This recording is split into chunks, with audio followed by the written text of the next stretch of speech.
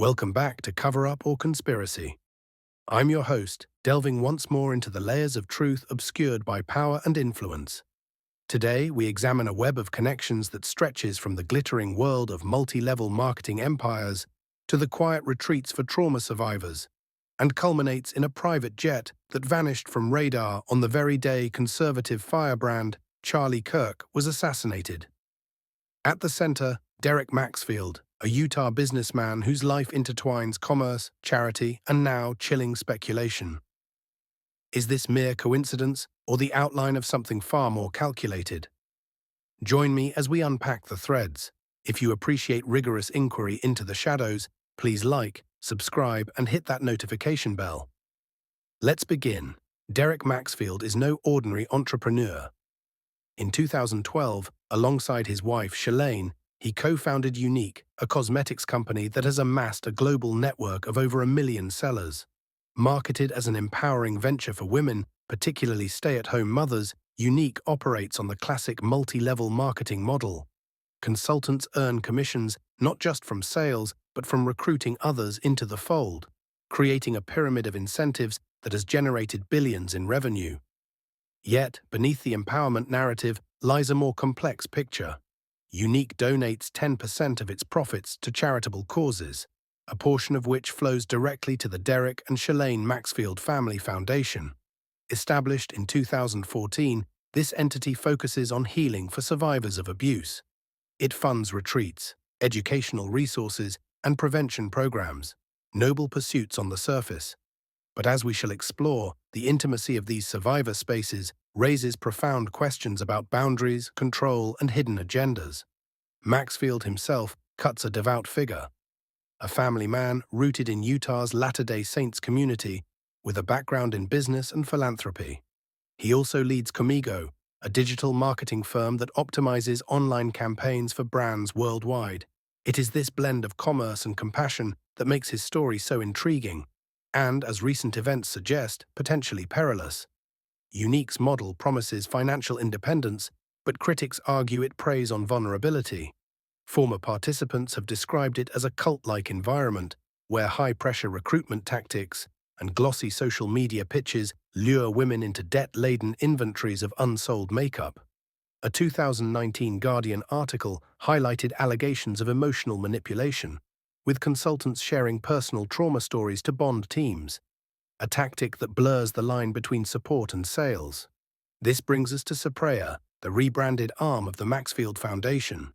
Launched as the Younique Foundation, it rebranded fully in 2022 to focus exclusively on abuse recovery.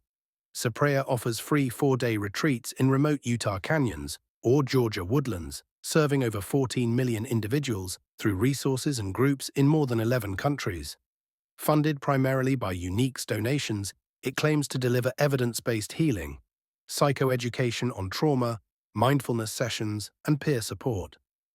A Brigham Young University study even endorses its efficacy in reducing post-traumatic stress. Yet shadows linger. Participants surrender mobile phones upon arrival, a digital detox policy, they say, to foster immersion in a signal dead zone. While attendees often praise the disconnection as liberating, allowing them to shed daily armor, one cannot ignore the isolation it enforces. In spaces dedicated to the most intimate wounds, who monitors the monitors? And with founders like the Maxfields, whose multi-level marketing strategy thrives on narratives of control, does the charity serve as a veneer for deeper influence?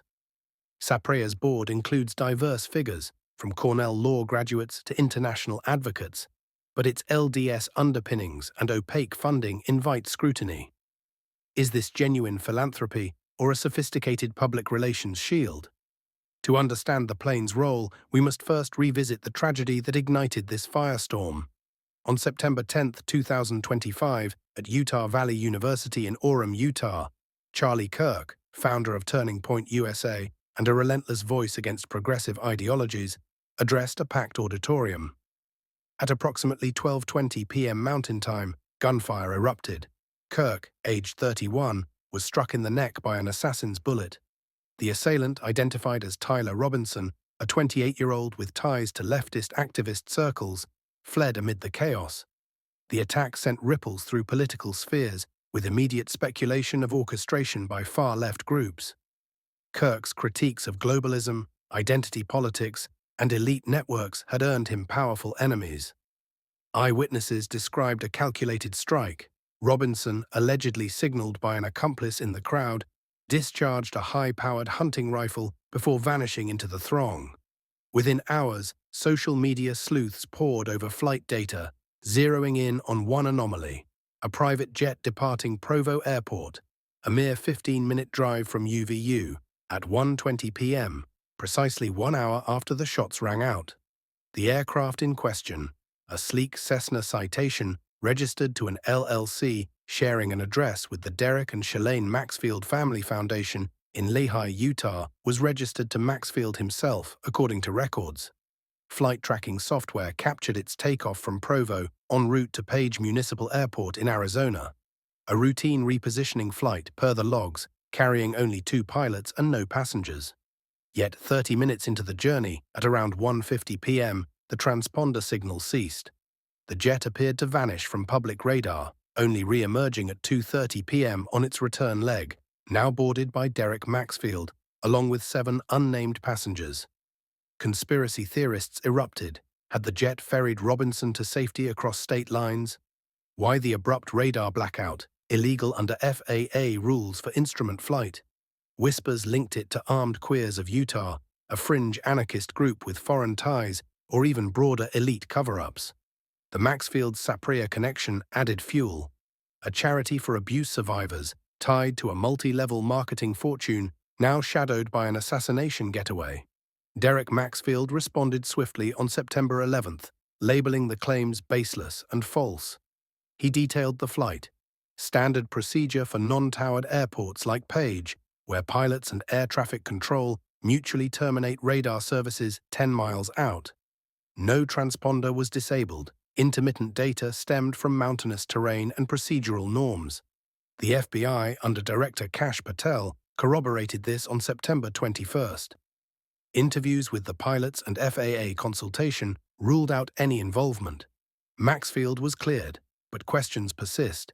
Who were the 7 passengers on the return?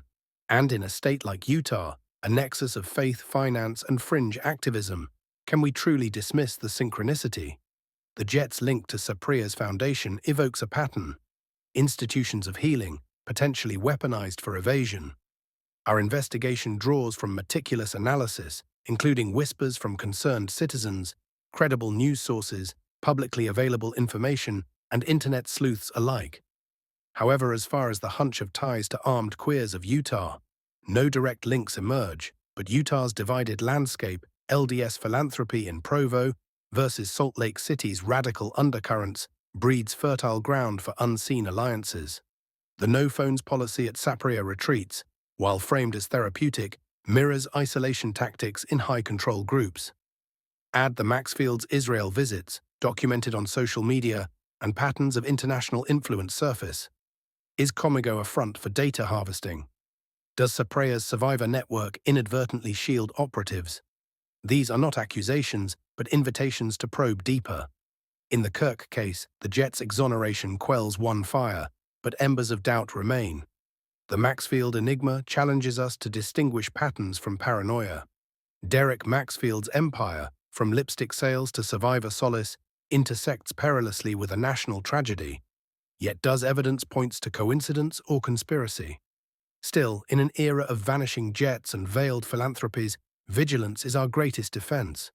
What do you make of these coincidences? Share your thoughts in the comments below. Thank you for joining me on Cover Up or Conspiracy.